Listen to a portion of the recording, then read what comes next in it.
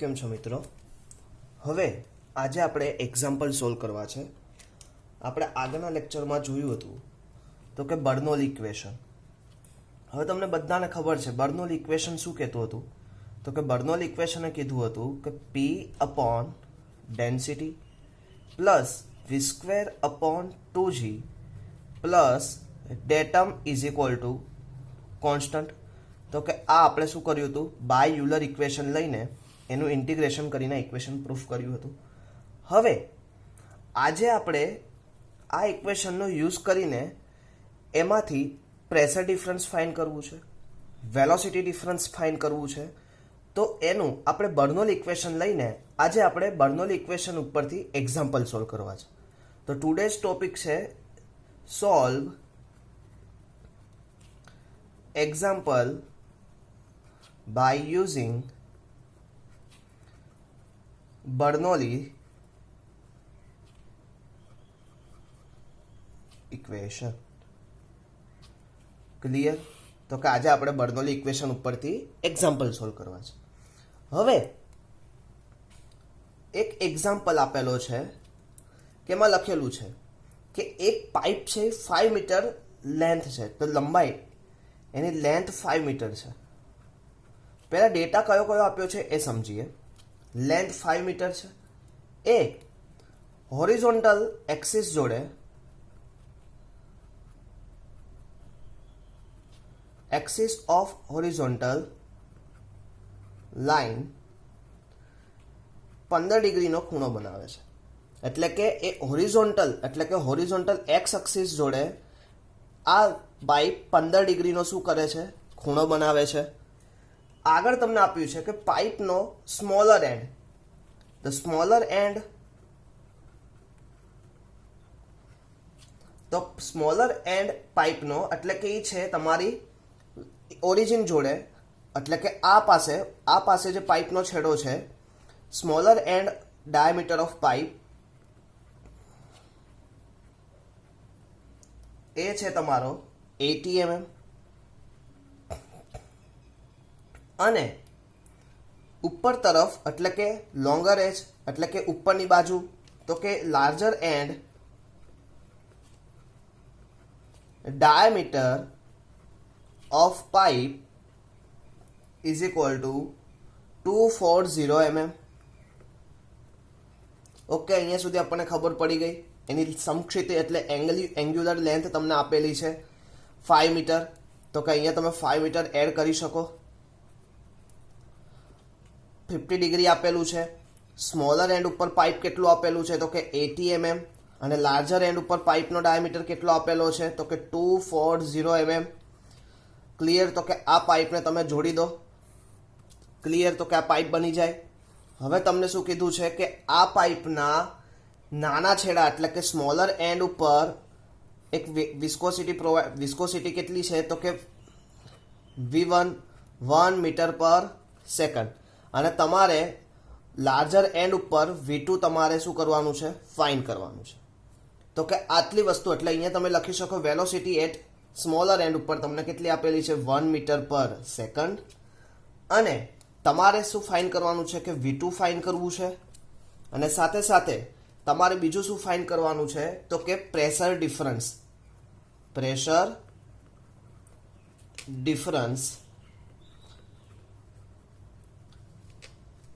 Fine. Clear? હવે તમે figure જો તમને ફરીથી અહીંયા આપણે સમજીએ. હવે ફિગર ડ્રો કરતી વખતે તમારા બધા ડેટા કન્સિડર કરવા પડશે.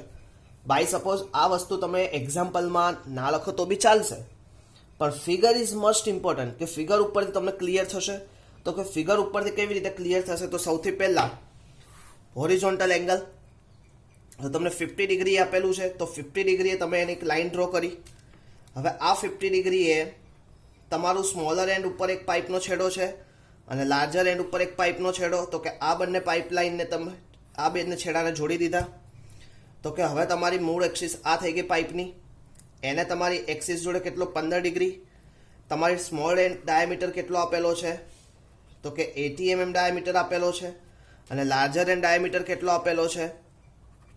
તો કે 240 mm. ઓકે, હવે સેક્શન 1 આગળ, અને આને હું સેક્શન 2 કહી દઉં. સેક્શન 1 આગળ V1 તમને આપેલું છે 1 metre per second, 1 metre per second, અને તમને સમક્ષિતિજ લેન્થ તમને આપેલી છે 5 મીટર પર 5 મીટર. અહીંયા તમે જોઈ શકો છો 5 મીટર તમને લેન્થ આપેલી હતી. તો કે આટલી વસ્તુ તમારે ડ્રો કરવી પડે. હવે સાથે સાથે હું તમને એ પણ કહી દઉં કે તમે બધાને ખબર છે, હવે તમારે શું ફાઇન્ડ કરવું છે અહીંયાથી, એની proper vertical height datum length. Because અહીંયા તો ડેટમ શું છે, Z1 ઇઝ ઇક્વલ ટુ 0, પણ અહીંયા તમારું ડેટમ કંઈક મળશે Z2. તો કે કેવી રીતે મળશે, તો કે ઓલરેડી તમને કર્ણ તમને આપેલો છે. હવે 5 મીટર આપેલું છે, તો તમારે આ લેન્થ બી તમને ખબર છે. હવે 5 મીટર આ લેન્થની કોઈ જરૂર નથી, કેમ કે આ બાજુ શોધવું હોય તો તમારે શું કરવું પડે, 5 cos થીટા, અને વર્ટિકલ ડિસ્ટન્સ જ્યારે ફાઇન્ડ કરવું હોય ત્યારે તમારે શોધવું પડે 5 sin થીટા. આ યાદ રાખજો, હોરિઝોન્ટલ જ્યારે કોઈ બી ફાઇન્ડ કરવું હોય, એંગલની નજીકનો જે ખૂણો હોય તો એને લેવાનું તમારે 5, અથવા તો હાઇપરટેન્શન જે આપેલું હોય એ લેવાનું h ઇન્ટુ કોસ થીટા, અને વર્ટિકલ ડિસ્ટન્સ ફાઇન્ડ કરવું હોય તો લેવાનું h ઇન્ટુ સાઇન થીટા. તો ધીસ ડિસ્ટન્સ ઇઝ કોલ્ડ, અત્યારે હું લઉં છું h, અથવા તો હાઇટ, અથવા તો હાઇપરટેન્શિયલ. ઓકે, તો કે એની ઉપર તમને આ બે ડિસ્ટન્સ મળે. તો હવે તમને 5 sin થીટા, હવે theta is equal two 50 degree, તો તમને Z2 કેટલું મળે, તો કે 5 ઇન્ટુ સાઇન 50 ડિગ્રી. તો કે 5 ઇન્ટુ સાઇન 50 ડિગ્રી 15 ડિગ્રી કરો તો તમને એપ્રોક્સિમેટલી 1.29 મીટર આન્સર આવે. તો એનું Z2 તમને મળી જાય. હવે તમે એક્ઝામ્પલ જુઓ. હવે એક્ઝામ્પલમાં તમે અહીંયા સુધી તમને ક્લિયર હશે. હવે અહીંયા સુધી તમે એક્ઝામ્પલ જોયો, એમાં તમને ક્લિયર થયું હશે તો કે કયા કયા ડેટા આપણને આપેલા છે. તો હવે સૌથી પહેલાં મારે શું ફાઇન્ડ કરવું છે, તો કે V1 ઉપર, અહીંયા જે V1 છે એ 1 મીટર પર સેકન્ડ, પણ અહીંયા મને V2 ખબર નથી. મને અહીંયા ડાયામીટર આપેલું છે, અહીંયા પણ ડાયામીટર આપેલું છે. તો હવે હું એક પાર્ટેશન કરી શકું. Section 1, section 2. ઓકે, હવે સેક્શન 1 છે અને સેક્શન 2 છે. હવે સેક્શન 1 આગળ મને કયો ડેટા આપેલો છે તે લખી શકું. તો કે મને સેક્શન 1 આગળ ડેટમ હેડ કેટલું છે, 0. સેક્શન 2 આગળ મને ડેટમ હેડ કેટલું આપેલું છે, 1.29 મીટર. સેક્શન 1 આગળ મને ડાયામીટર 1 કેટલો આપેલો છે, 80 mm. સેક્શન 2 આગળ મને ડાયામીટર 2 કેટલો આપેલો છે, 240 mm. પછી મને સેક્શન 1 આગળ એની વેલોસિટી કેટલી આપેલી છે, પાઇપમાંથી લિક્વિડ પાસ થાય છે 1 મીટર પર સેકન્ડ. સેક્શન 2 આગળ મારે વેલોસિટી ફાઇન્ડ કરવી છે. હવે સાથે સાથે તમારે શું ફાઇન્ડ કરવું છે, પ્રેશર ડિફરન્સ. તો કે આ તમારા એક્ઝામ્પલનો શું થયો, ડેટા થયો. હવે અહીંયાથી તમારો એક્ઝામ્પલ સ્ટાર્ટ થશે. તો ફરીથી એક વખત ફિગર જોઈ લો. તમને શું આપેલું, લેન્થ 5 મીટર, હોરિઝોન્ટલ એંગલ જોડે કેટલો 50 ડિગ્રી એંગલ ક્રિએટ કરે છે. સ્મોલર એન્ડ ડાયામીટર એટલે કે નીચેની જ બાજુ તમને લખેલું હશે એક્ઝામ્પલમાં, અને લાર્જર એન્ડ ડાયામીટર એટલે કે ઉપરની પાઇપની ઉપરની બાજુ એનો ડાયામીટર આપેલો છે. V1 તમને V1 છેડા ઉપર સેક્શન 1 આગળ V1 તમને આપેલું, V2 તમારે ફાઇન્ડ કરવું, અને સાથે સાથે પ્રેશર ડિફરન્સ પણ ફાઇન્ડ કરવાનું છે. ક્લિયર? તો તમે આ ગ્રાફ ડ્રો કર્યું, ડાયાગ્રામ. હવે ડાયાગ્રામ ઉપરથી તમારું 50% કામ ઇઝી થઈ ગયું. હવે તમારે શું કરવાનું છે, તો કે તમારે V1, V2, D1, D2 આનો ઉપયોગ કરીને, હવે બે વસ્તુ તમને મળી હોય તો એની ઉપરથી કે વસ્તુ તમને ખબર હતી, તો કે હા સર અમે કન્ટિન્યુટી ઇક્વેશન યુઝ કર્યું હતું. તો કે કન્ટિન્યુટી ઇક્વેશનનું શું હતું કે Q is equal two AV. હવે અત્યારે આપણી પાસે બે સેક્શન છે, તો કન્ટિન્યુટી ઇક્વેશનનું તમે યુઝ કરી શકો, A1V1 is equal two A2V2. હવે A1, હવે તમને D1 કીધેલું છે. હવે આ તમને 80, આપણે તમને શેમાં કીધું છે, 80 mm માં કીધું છે.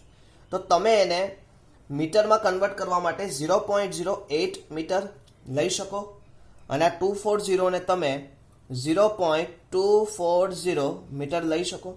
હવે આ તમને એક્સપ્લેન ના થયું તો હું તમને થોડુંક એક્સપ્લેન કરી દઉં. જ્યારે પણ આવું હોય ત્યારે યાદ રાખવાનું, પહેલાં અહીંયા 1 મીટર આવે, પછી અહીંયા આવે 100 સેન્ટીમીટર અને લાસ્ટમાં અહીંયા તમારે આવે 1000 mm. હવે જ્યારે તમે mm થી મીટર તરફ જતા હશો ત્યારે એના ડિજિટના ડિક્રીઝ થશે. તો કે ડિજિટમાં શું થશે? ડિક્રીઝ. અને જ્યારે તમે 1 મીટરથી 1000 mm સુધી આવતા હોય ત્યારે શું થશે? એના ડિજિટમાં ઇન્ક્રીઝ. તો કે આ વસ્તુ તમારા માઇન્ડમાં એક ક્લિયર રાખવાની. અત્યારે તમે એમએમમાં આવો છો, એમએમમાંથી કઈ બાજુ આવ્યા તમે? એમએમથી મીટર તરફ. તો એમએમથી મીટર તરફ એટલે તમારા માઇન્ડમાં ક્લિયર કે ડિજિટમાં શું થશે? ડિક્રીઝ થશે. એટલે શું કર્યું? 0.08 મીટર. 240 તો સેમ ઇઝ ઇટ ઇઝ. હવે બાય સપોઝ તમે મીટરમાંથી એમએમમાં કહે તો શું થશે? તમારા માઇન્ડમાં ક્લિયર થવું જોઈએ કે મીટરથી એમએમમાં, એટલે આ ગ્રાફ તમારા માઇન્ડમાં ક્લિયર હોય તો શું થશે? એના ડિજિટમાં શું થશે? ઇન્ક્રીઝ થશે. આટલી વસ્તુ ક્લિયર થઈ ગઈ. તો કે 0.08 ને 0.240 થશે. હવે A1 એટલે કે આપણે લખી શકીએ π/4 d1 square into V1. A2 એટલે કે π/4 d2 સ્ક્વેર ઇન્ટુ V2. હવે તમને A1 π/4 d સ્ક્વેર કરો એટલે π/4 ઇન્ટુ 0.8 નો સ્ક્વેર ઇન્ટુ V1 કેટલું આપેલું છે? 1. અને અહીંયા π/4 d2 સ્ક્વેર કેટલું છે? તો કે 0.240 નો સ્ક્વેર ઇન્ટુ V2. હવે અલ્ટિમેટલી આપણે શું ફાઇન્ડ કરવું છે? V2 ફાઇન્ડ કરવું છે. તો V2 ફાઇન્ડ કરવા માટે તમે શું કરો? તો કે V2 ઇઝ ઇક્વલ ટુ આને શું કરો? છેદમાં લાવી દો. તો કે π/4 ને કેન્સલ કરો એટલે શું થાય? 0.8 નો સ્ક્વેર અપોન 0.240 નો સ્ક્વેર. તો શું થશે? ટોટલ આન્સર તમારો થશે 0.112 મીટર પર સેકન્ડ. આને સોલ્વ કરશો એટલે તમને answer 0.112 metre per second answer મળશે. તો કે હવે તમને V2 તમને મળી ગયું તો અહીંયા તમે પુટઅપ કરી શકો 0.112 મીટર પર સેકન્ડ. હવે અહીંથી આપણે બર્નોલી ઇક્વેશન લેવું છે કેમ કે આપણે પ્રેશર ડિફરન્સ મેઝર કરવું છે. તો પ્રેશર ડિફરન્સ મેઝર કરવા માટે બર્નોલી ઇક્વેશન આપેલું હતું. તો કે કયું? તો કે P1 upon density plus V1 square upon 2G plus Z1 is equal to P2 upon density V2 square upon 2G plus Z2. અત્યારે આપણે તમે જો કે પ્રવાહીમાં તમે જોયું કે અહીં પાઇપમાં પ્રવાહી જ્યાંથી એન્ટર થાય છે જ્યાંથી બહાર આવે છે તો કે સેમ જ લિક્વિડ પાસ થાય છે. તો કે આની ડેન્સિટી કેવી હશે? Same throughout the section. એટલે કે બંનેની ડેન્સિટી કેવી થશે? સરખી થશે. હવે બાય સપોઝ એવું કીધું હોય કે હાફ પાર્ટમાં કેરોસીન છે, હાફ પાર્ટમાં પેટ્રોલ છે, તો એ જગ્યાએ તમારે ડિફરન્સ કન્સિડર કરવું પડે. પણ અહીંયા તમારે એવું કોઈ જ કન્સિડરેશન નથી કરવાનું કેમ કે પાઇપમાંથી એક જ પ્રવાહી પાસ થશે અને એ જ પ્રવાહીની તમારે શું લેવાની છે? ડેન્સિટી. અત્યારે તમને ફ્લુઇડ હાઇડ્રોલિક્સમાં તમે જે એક્ઝામ્પલ કરો છો તો એમાં તમારે ફ્લુઇડ એટલે કે વોટરને જ પાસ કરવાનું છે, બીજું કોઈ લિક્વિડ તમારા સિલેબસમાં આવશે નહીં. એટલે અહીંયાથી જે પાઇપમાં પાસ થાય છે શું થાય છે? પાણી. એટલે કે પાણી એટલે કે વોટર જ પાસ થાય છે, એ સિવાયનું બીજું કોઈ જ અંદરથી પ્રવાહી પાસ થતું નથી. તો અત્યારે મેં એટલે ડેન્સિટી તમારે કઈ લેવાની? વોટર.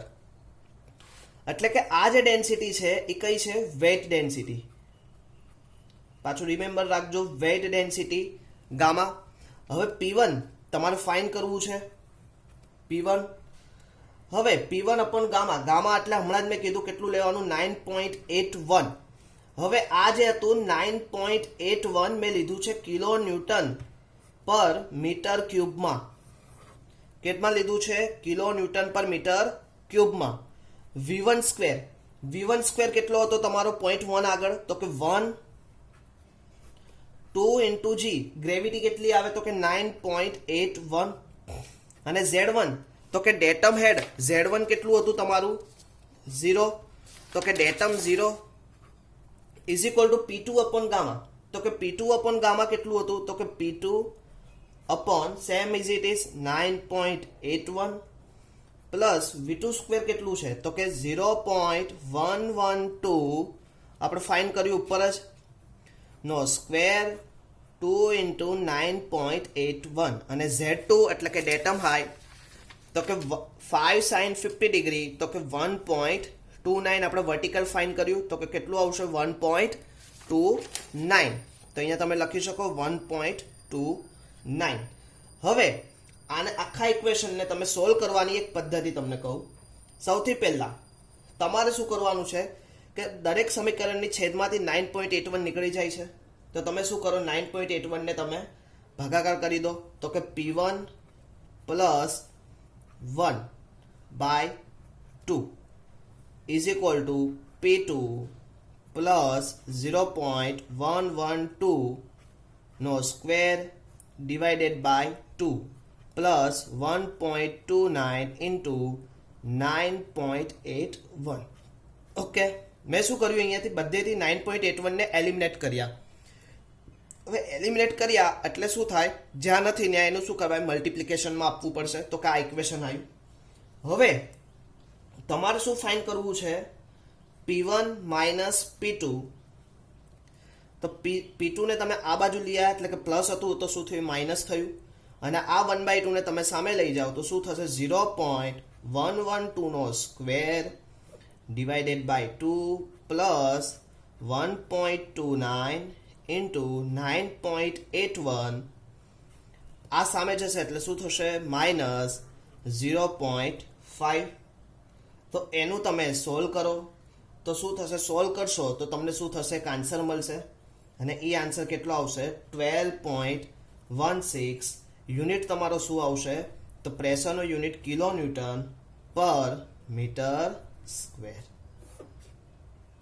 તો કે આ તો એક્ઝામ્પલ જીટીયુમાં મોસ્ટ એમપી પૂછાય છે, અને ખાસ યાદ રાખજો મિત્રો કેવી રીતે. ફરીથી એક વખત આપણે આખો એક્ઝામ્પલ જોઈએ.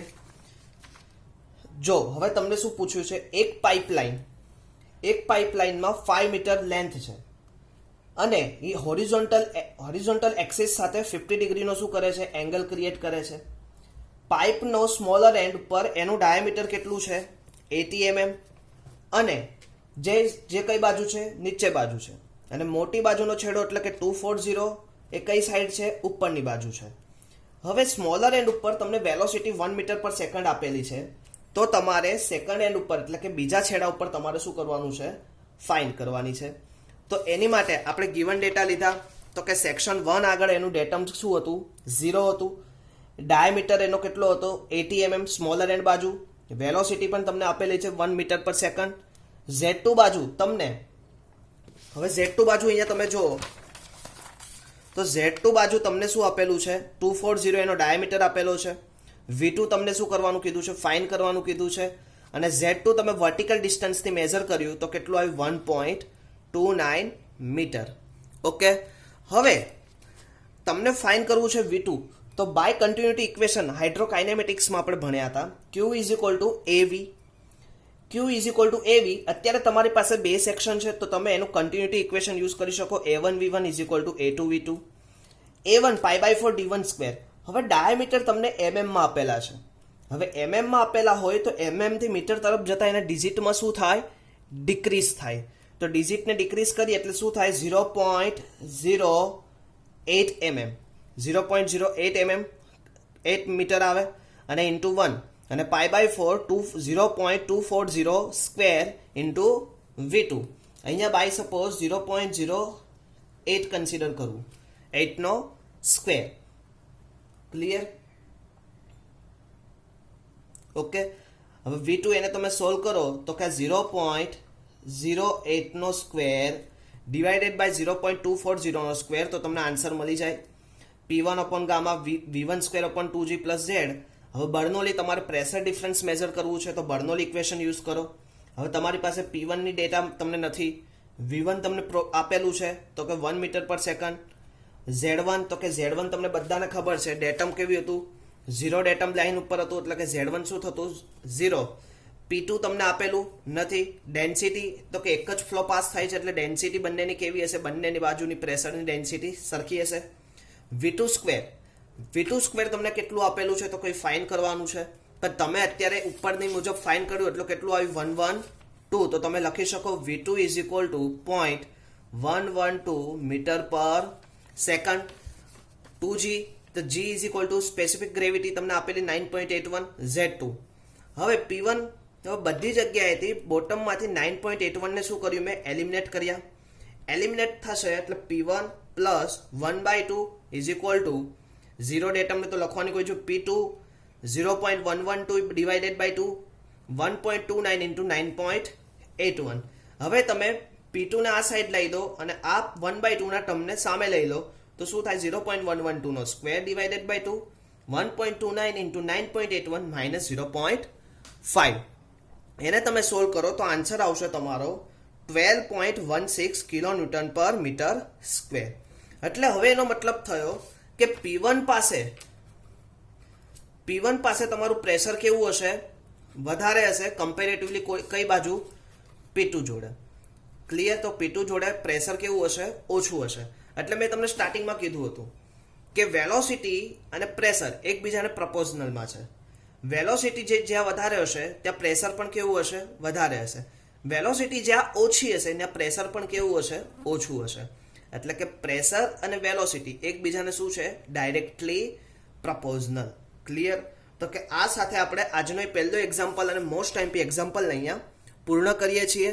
નેક્સ્ટ લેક્ચરમાં આપણે ફરી મળશું. ત્યાં સુધી સૌ કોઈને thank you all of you. By.